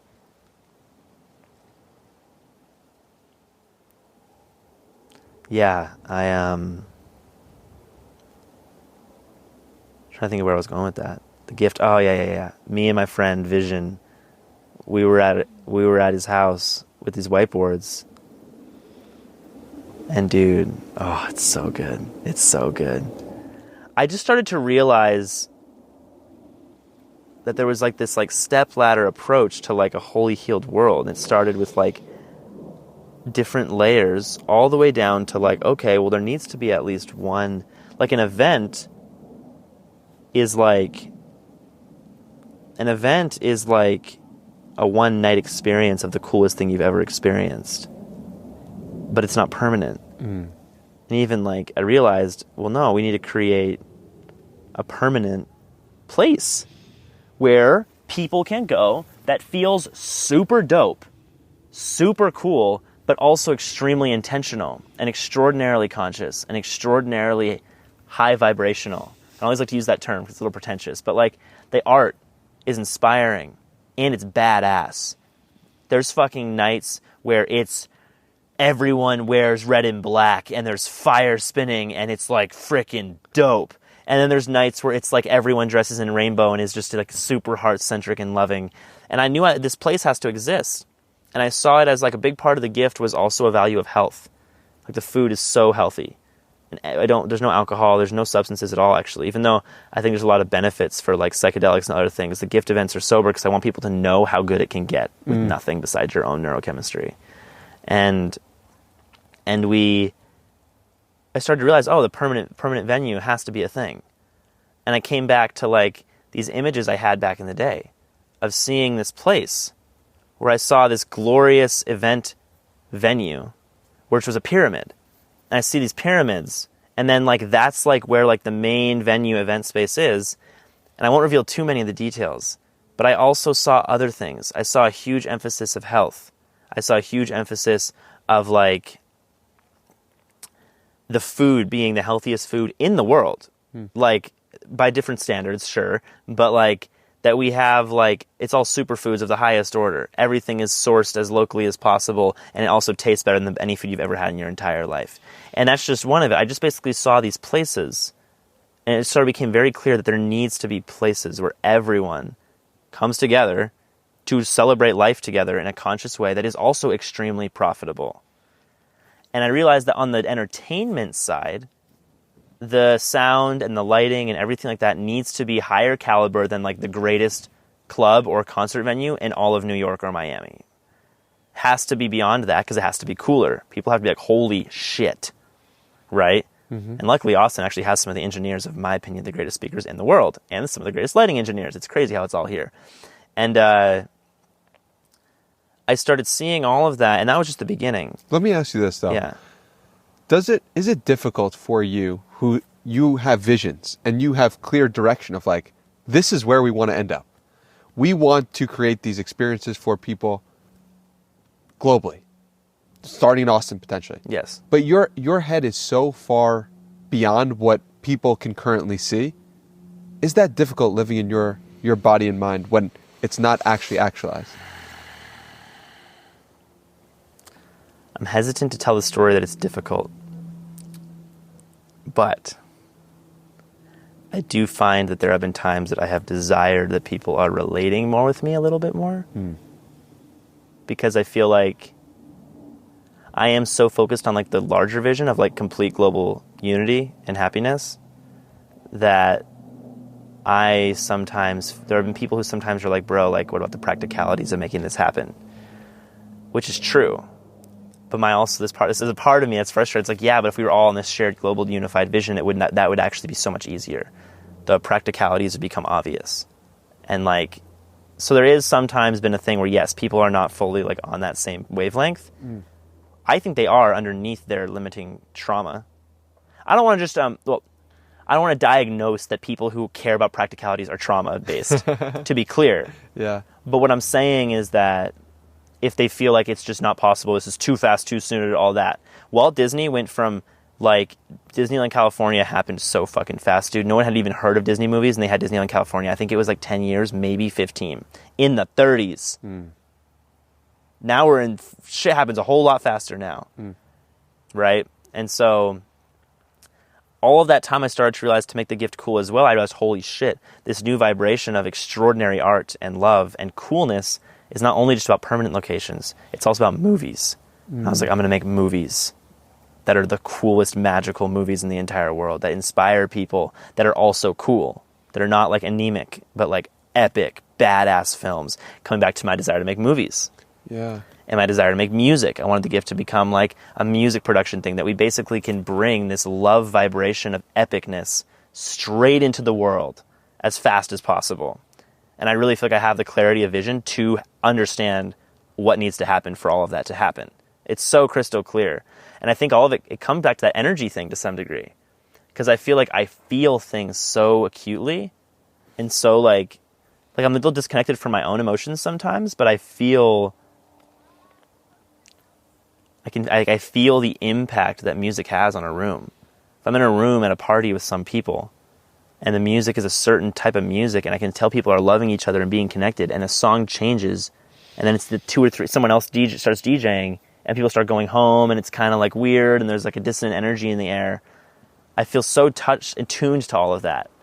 And so there was like, okay, we're going to build permanent venues all over the world that are like a chain of absolutely epic, the most glorious physical places you've ever been. Like people, like look at Greek architecture. People used to care about like beauty. So like for me, these aren't like Disneyland. Well, it's similar to Disneyland in some ways, but I mean is it's not meant to be pretend. We're not doing pretend beauty. I'm not saying scratch Disneyland. I actually am very inspired by Disneyland. There's some things where it's like pretend beauty or it's like absurdist beauty. Like, oh, we're doing this thing, or certain things in Vegas, which Vegas is actually pretty cool sometimes. Certain things like, oh, we're kind of doing like a pseudo Egypt vibe at like the Luxor. We're doing like a pseudo this vibe. It's kind of like cool and cute. But I'm talking about like, no, like we actually want to make things that are beautiful. Things like the pyramids of Egypt, or the things like the Greek frickin' Parthenon, or these extraordinary Colosseums. I don't want to emulate those things. I want to make new things that are amazing. Not in a cute way, but in an actual way. Like, what if we made actually beautiful things in the world? Not, and I feel like that's like, that's something that a part of me feels like is I want more of in this world and for humanity. And so like that's these venues aren't just like cool event spaces. I also want to create places that are like so beautiful that just being there inspires people to exist in a whole new state of consciousness forever. Just having been hit with the experience of the beauty. And I think the Sistine Chapel is an example of something like that, where someone will go in that and they'll be like, holy smokes, there's a new level of consciousness to reach. Totally. And I think we're just barely getting started. I think we're barely touching it, what we're capable of in terms of beauty. And beauty is just like a emotional experience in response to a stimulus. But there are certain stimuluses that we call art that can be so profoundly impactful to the human being. This is a whole thing. I mean, there's certain technologies that I've talked to certain people about how you can create. There's so much. Like, you can create experiences where people can see something and it's like, whoa, I'm different now. And because I'm involved in all of those communities and psychedelic communities, and like there's certain meditation styles with visual things, like there's a lot. I think we're barely touching what's possible with the impact of beauty on a human. And so like when I say I want to build these venues all over the world, I don't even know if venue is the right word. I don't quite want to say temple, because I think people would like write it off as like being like a hippie, but like it quite literally is. Like the level of care that we will put into it is that like a freaking monk puts into building a Hindu temple. That's the caliber that I want to bring in terms of the caliber of beauty and the caliber of intentionality all over the world, and interconnected through like decentralized systems, through blockchain. Like there's incredible like Web3 blockchain technology that I want to connect all of it, including the movies, the whole brand. And so I saw it as like we build these venues, and then we start building these movies as well, and these venues become the coolest place in the world for people to party.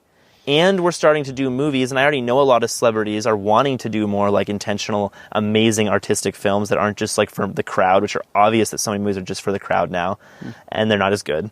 And like, so I've been talking to people, even I know some friends in Hollywood, they're like, yeah, dude, if you like, it's not the priority right now, but like these films, that the Gift brand is so juicy. It's going to be so known, The Gift, produced by The Gift, just like a Disney thing. It's going to, And so we want to, like, it's basically, to answer your short question, The Gift is basically like the Disney of the 21st century, with an extraordinary emphasis on a new vibration of like intentional life and love and power.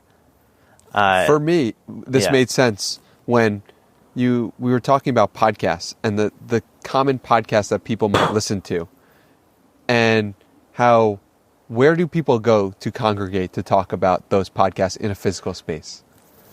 There's not many places. Coffee shops. A coffee shop, maybe. Which our places will have the coolest coffee shops in the world. A sauna, maybe. Like a place that does cold plunges, maybe.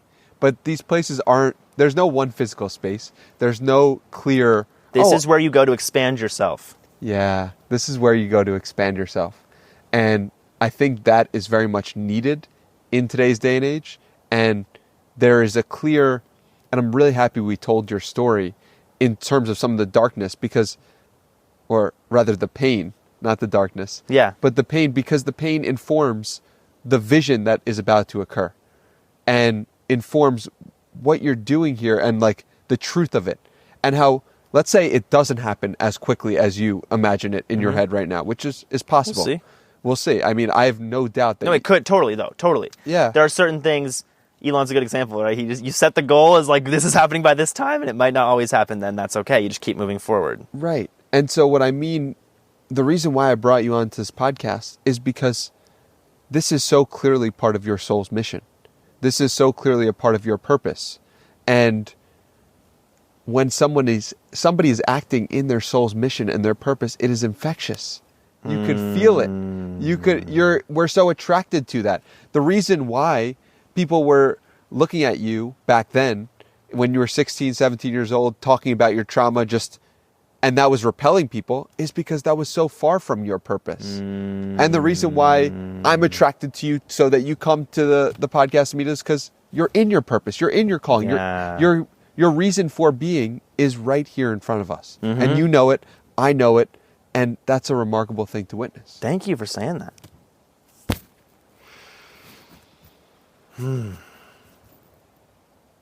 That's so cool. I feel so blessed to have this. I'm 24. I've lived 24 years. And like, I know a lot of people who really wish they could have that. I believe it does start, there's a way to get that. I'm not going to go into that right now, I don't think. Well, I want to ask, how do you get that? That's a powerful question. Yeah. People want to know.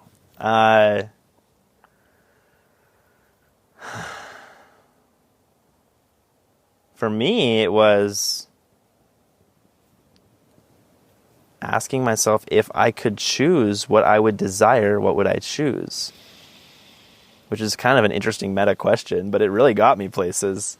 But I think there's deeper answers. I think for me, it was really Isaac Morehouse, the founder of Praxis, used to say, I'm so glad I figured this out when I did. He was like, so many people stress themselves out about needing to... They stress themselves out about needing to have a certain purpose at like a young age. Because he was coaching these like 17, 18, 19-year-olds, right? And he's like, so many people stress themselves out needing to have this perfect purpose, and that you're not going to figure that out immediately. And so instead, and this is really it, I think, instead ask, what is mildly interesting to me right now? Or even not mildly. And do that. And it's okay if it's not always perfect. They used to say, don't do stuff you hate. You don't have to only do stuff you love if you don't know what you love. But avoid doing things that you like hate. That doesn't mean don't sometimes like hustle if you need to like do what you got to do. But it means like avoid just sitting in a position of life that you're miserable in at a job you don't like, and actually do something instead that's more interesting to you. So for me, that's what I did. I was like, I like the idea of living in a van and moving to Austin. So I did. I liked the idea of being a video editor. So I did that. That made me connections with other people. Eventually I end up thinking I'd like to travel. So I did. And I started traveling in Guatemala. I want to go live on this cacao farm. So I did that. That revealed the first, one of the early layers of like, oh, this is what living in community and wholeness can look like. I think I'd like more of this in my life. So I started thinking of how might I bring more of that into the world. Then I go to Burning Man. I'm like, I want more of this. I want to create beautiful experiences that remind me of this and beyond. So I did. And so I think, to answer your question, I think the core question is just do what is interesting. And for me, I'm realizing how much my purpose, my level of purposefulness, is that I have just consistently followed my desire. I've just consistently said, this sounds interesting to me. Oh, I want to go move to North Carolina to join this event company because I know I want to make events. Okay. And then I want to wrap up that one end of the story too. That coaching stuff I was doing for people, changing people's lives every single week. Mind-blowing. I worked with people who said they'd spend one-on-one with Tony Robbins. They said it wasn't even close. Wow. And I'm like, 22 years old. And I'm just sitting here. I mean, he was 22 and he started too. But like, I was just like, okay. And I realized there was some part of my purpose was this, but it was so disconnected from the gift. And I was like, what the fuck? But what if they were connected? Well, then that's what came around is eventually I left that company and started doing my own thing for multiple reasons. But I started working with my own one-on-one clients, just going to parties and I started to accept, and I've still not fully accepted it. It's one of my next layers of personal growth because it's a God complex and I really want to be humble. I don't want to have this God complex. But I started to accept that as I'm walking around at parties or at wherever and people are talking to me about their pain or whatever is going on, for me to sit with the reality that I genuinely believed that I had access to information and tools that I had created and also innovated on other people's genius. That to me to accept like, oh, like this person's pain can go away and I could make that happen for them within the next hour and they would never be the same. And that's true of almost every single person I talk to. Now, I don't want to go into God complex saying I can solve everyone's problems, but I know that there are very specific things that I feel like I understand about human psychology, and I know how to address certain problems that, when addressed deeply, solve people's biggest pains and parts of their life. There have been some people I was not able to help the way I wanted to. So I don't want to say everyone, but it's a sure whole lot of people. And so for me, I started walking with that. And I'm like trying to just like enjoy my time at a party. And I realized now I've stumbled into like realizing I can potentially help a lot of people. Eventually a dear friend of mine was like, dude, what if that was part of the gift? Because something I didn't mention is like another deeper part of the philosophy of the gift is that every moment in this life, in our experience, is just that moment. Before we give any linguistic meaning to it, it simply is what it is. And it's just here. Here we are in this moment. Before I even call it beautiful, it's just here. And then it seems that we have the power of mind to give whatever meaning we desire or choose to that moment. And so that leaves us with, well, what meaning will we give? Now we can give no meaning and just experience it, which I think is a great way to go about it. But if we were going to give a meaning to a lot of moments, for me, one of them that produces emotions that I really enjoy having in my body is the meaning that it is all a gift. And it is all a gift no matter which way I package it. I didn't do anything for this. Maybe I did if we're going to esoteric, but as far as I'm concerned in this body at this time, in this right now, let's say it's all chance, pure material world, no metaphysical magic, anything, no God, no intentional creation, nothing. Even if that's the case, then it's a gift from reality that I get to experience existence. That through pure chance and some magical thing called evolution or whatever, here we are, and there was no initial stimulus to spark that evolution, even if it's just the fucking magnificence of chance. What a gift to get to experience all of this. These trees, sex, everything.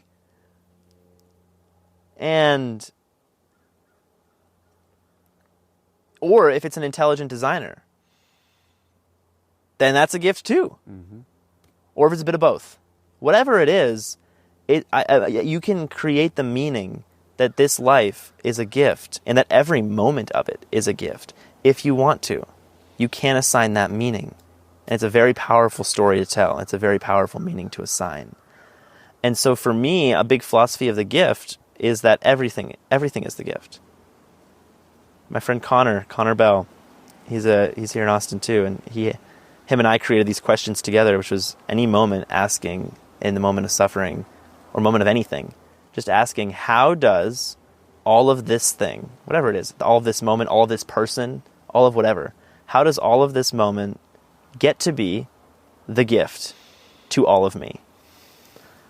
And you can ask about anything. When you ask that question, it drives like the subconscious mind deeper into actually answering it. And it starts to produce, I've gotten like high from asking that about different things. If I feel frustrated with someone, if I start asking, okay, I'm feeling frustrated, but how does all of this frustration in me and how does all of this person get to be the gift to me? Mm. And just attempt to answer it. And it starts to generate this extraordinary gratitude and peace. It's magnificent. And so I desire to live in a consciousness where I experience life that way, where everything, it's such constant gratitude. And I desire to see myself as the gift, where, just like you had said earlier, that I want myself and everyone else to show up somewhere feeling like they're carrying a cosmic box of donuts. That like when you show up with your friends with donuts, you're like, yeah, I got the donuts. And you feel all good because you got the donuts. And everyone's like, woo, you got the donuts. And like, I want everyone to walk into a room just with themselves and to feel that excited to bring the gift of themselves. That you're so self-celebrating that it feels like you're bringing a gift humbly, truly, that it feels like you're bringing a gift just by walking in the room. And I want other people to experience every moment and that person as that way. For everyone. Forever. And so it started to become clear that the transformational modalities and the elements of like mastering healing and mastering subconscious reprogramming, mastering whatever it takes to bring a person from a place of what feels like limitation to a place of absolute empowerment and love as a way of being, mastering that seemed to become a pretty important part of the gift brand. And since I'd already started to master that with hundreds of people producing outcomes that were miracles, it felt like every week, it made sense to put it under the brand. And so I brought the transformational facilitation, transformational coaching stuff under the gift brand. And so what the gift has done at this point is create extremely profound, advanced sensory experiences with like 12 courses of food and amazing lights and all these amazing things that people have told me, almost everyone, like so many people, like this is the best experience of my life. Wow. I've got that feedback so many times. Wow. Or they'll say in terms of events, the best event they've ever been to. And like, to me, I still know how much better it can be. So I'm like, I mean, I love them. I don't feel like a deep criticism, but I am like, I can't wait for what, if they say that now, just buckle up. And like, and then we also offer. And on that point, on the quickness of how experiences proliferate throughout society, what do people tell their friends about? An amazing experience. And so it makes sense that this can happen quite fast if the most famous people in the world start having amazing experiences. Because they tell all their friends. Yes. So that's an incredible skill you've developed, or I don't know. Yeah, and that's why it's also connected. Is because I realized, thank you. Because I saw that the transformational side, it was like, so it's like, well, we offer experiences that are designed to emulate a world where everyone is healed and totally empowered, and we offer a pathway to enter that level of empowerment as a way of being. It's both. And the reason I brought up the gift philosophy is I had to accept, instead of dissociating from my own pain, that the process of healing the pain is also the gift. Mm-hmm. That experience of transformation, while it's happening, can be seen as the peak of the movie, just as much as the moment of epic healed person doing their thing is the peak of the movie. All of it. We love stories. That story, my story, anyone's story can be seen as the gift by anyone else. And so it's like I accepted, this is part of the brand. Because before I was like, no, the gift is just celebration. We're only a company about demonstrating a future world. We're not another retreat company, or like, these are not transformational healing events. These are freaking dope parties where you're going to have the best time of your life. And it's a party that a lot of people who come to my parties don't go to other parties because they don't resonate. Yeah. But they're looking for something of that caliber. Right. And so that's But how do you get to the place of going to the party? By healing. Through some healing. Yeah. And it's both, right? So the long term, as I see it, is like we want eventually like these different modalities of healing to become ubiquitous. And there's other plans to make it accessible to everyone too. And that's a whole thing. But like it's like I saw that when I was with my friend on the whiteboards, it was like, okay, so we create the path, we have to create the most effective pathway in the world for any person to inoculate themselves into a state of absolute power and peace. So we have to create that. We get to create that. We want to create that. And then we also create the environment to go to once that's happened. And so then I started thinking of like celebrities. I was like, okay, so if we work with celebrities, there's two pathways. They're either looking to stop being unhappy if they have pain or unhappiness, and we might be able to help them feel happy. And then we also have the place for them to go to. They start tweeting about it. Can you imagine if Miley Cyrus and Kim Kardashian and Tom Hanks and Justin Bieber, even just those four people, if they all started tweeting on a daily basis about the caliber of like love and the caliber of intentional living and different experiences, the world would change because people follow those people. A lot of people do. A lot of people follow celebrities. I'm starting to realize, because I'm so disconnected from that like reality, I'm starting to realize a lot more people than I ever realized do actually follow the people on social media in how to dress, in how to think. And so if they start encouraging freaking ideas of fucking mass internal empowerment and freedom and love, buckle up, dude. Everyone's going to be like, hell yeah, dude, I'm going to go heal my shit. For sure. And like, especially if it becomes more sexually marketplace value, then that is encouraging everyone too. If all of a sudden, like in the communities I'm a part of, like, women are not attracted to men for the same reasons that they were when I was in a different reality. Like, it's about the women I date are extremely concerned with how much are you actually like becoming a more intentionally living person. How much are you healing your shit? How much are you aligned with your purpose? Yeah. That literally makes someone wetter. Like, it's true. Like, I'm saying, like, biologically, their value system has changed in a way that even impacts their body. Wow. And that's true for men too. I don't feel the same level of like sexual attraction if I'm interacting with someone I realize they're not aligned with themselves. I don't necessarily, I'm trying not to have like a judgment of who they are, but in terms of a candidate for like sexual mating or partnership, it doesn't do it the same way. And so it's really powerful if that's the case. But that indicates another incentive that if that became the case, that you need to work on your shit to get laid, you'd be real clear. People would be working on their shit real quick. Yeah. And they'd start being a really loving person. Yeah. And it's kind of ironic. Like I used to say, like, it's like hilarious. Like the more loving I have become as a person, the more attraction I've received from women. That wasn't even my core intention. I want to feel good. So I started feeling loving because I want to feel loving because it feels better than being mad and hurt all the time. And but like ironically, people want to be around people loving who feel people. good. And so it's ironic that like being a super loving, kind person actually is also the most effective way to get laid. Who would have thunk it? It doesn't seem that crazy, well, but that's so antithetical to what I was taught when I was 13, 14, 15. Oh, yeah, 16. all this like red pill game theory stuff, dude. Be a dick and then they'll want you more. It's like, yeah, if you want someone who has a part of her that's running the show that's operating from trauma and you're just recreating her daddy wound, and so she's chasing you to heal that, then that works. Yeah. But if you actually want something that's based in like unified, coherent, sovereign love, it's a whole different thing. We do a whole podcast on this. Dude, we got to fast forward. I want to go ahead. Yeah, no. Fast forward to wrapping. I want to speak about. There's one. Is that right? Yes. Okay. Please. So that's what I said. Is like we have the pathway to transformation, and the experiences, which so far have been much more invite only. But I'm gonna start doing bigger things. I think we've been very exclusive invite only events so far, but now I'm ready for it to become more of a thing. This podcast is even me talking about it is indicative of that, because I used to have a story that like it needs to be super exclusive, and now I've realized we can set the tone, and then anyone that comes will actually align to it. I've seen it happen so many times. It's amazing. Yeah. Most people want to live more consciously. People say they don't. No, they do. You just have to give them the invitation. And they're like, fuck yeah, I'm so grateful I can be myself now. And like that happens all the time. And so we create that, and then in the future, the immediate priority is creating the first permanent venue.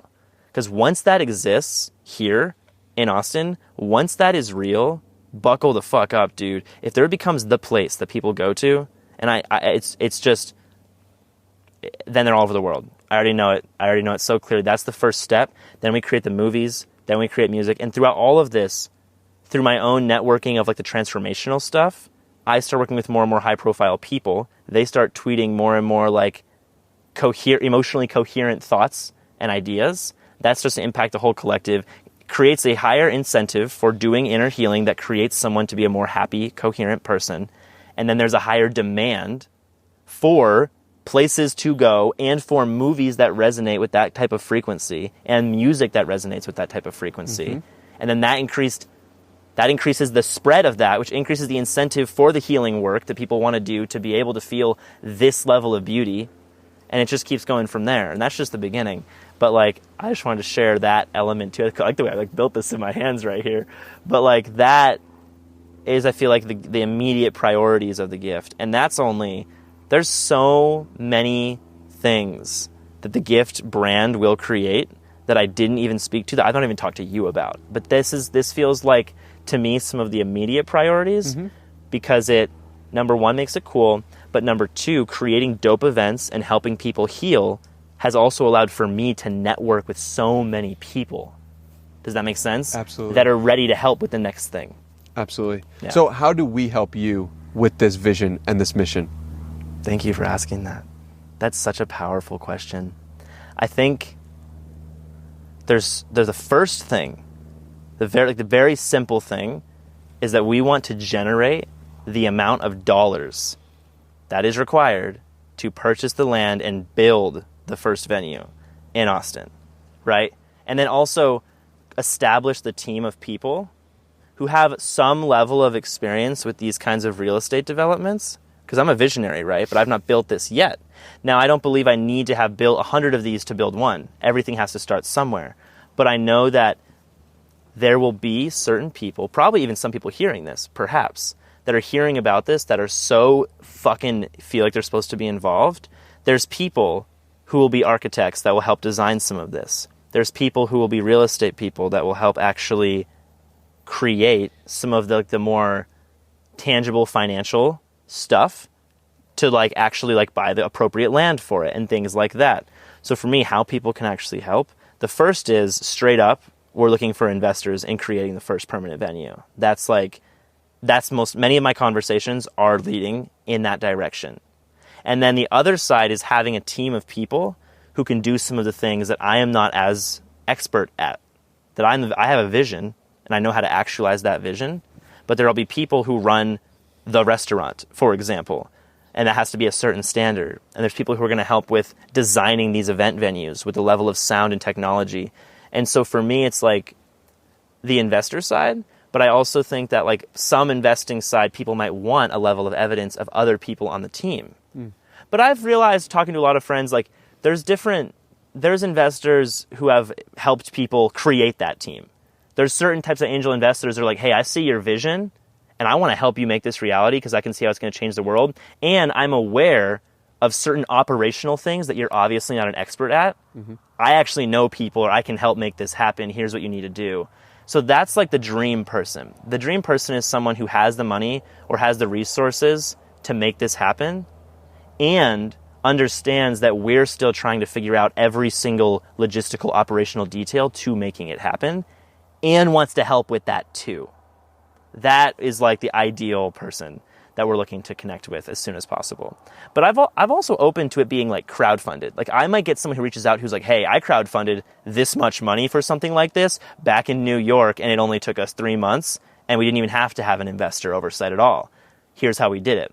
But the core is generating the money to build the physical place. That is really like what I'm trying to do. And I'm really open to that happening in any way, as long as it feels aligned and it feels in integrity for everyone involved. And how should someone get in contact with you to make that happen? Yeah. So the first thing, I'll give my website. Is www.jacksonsullivan.com. That's my personal website, and you'll have the spelling on the podcast. Or there's also the gift website, which is www.touchthegift.com. We wanted the gift.com. We'll buy it eventually, but it's not yet. But we might buy it. We'll see if they want to let it go. It's this it's like a flower company or something, and then it like redirects to 1000flowers.com or something. But so they can go there. My email is me@jacksonsullivan.com. And so people can just straight up email me. But they can also follow me on Instagram, which is Jackson J. Sullivan. That was my Instagram. And I've only recently started using Instagram. I didn't use it for a long time. It was mostly organic networking, but I've started to really see the value of Instagram. So people could also follow me on Instagram and message me on Instagram as well. So like basically emailing me or messaging me on Instagram are going to be the best ways. And then going to the website, there's a contact form. I usually just tell people to email me, but yeah, those are the things. Cool. Well, I'll put all those down below so people know where to find you. This has been so remarkable. Like I went into a vortex when I spoke to you for the first time. This time as well, it's like a different world, and it's very cool. And I really appreciate just everything you're doing for the world. It's a special thing. I like to end these podcasts by asking the guests for a challenge. A challenge points to the place in your heart you believe someone should take this conversation and actually do something with it. Because you listen to us, you hear the visions, you hear where we're going, you heard the pain that you experienced, and you hear how you came to more light. But I'm curious if there's a challenge that comes to mind. Like a challenge for people? Yes.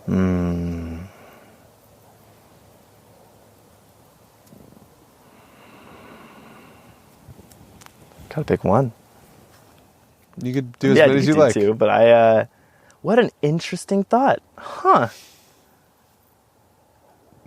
That really helps me like put myself in their shoes. There's so many things, but I really want to just give me a second. No rush. Challenge.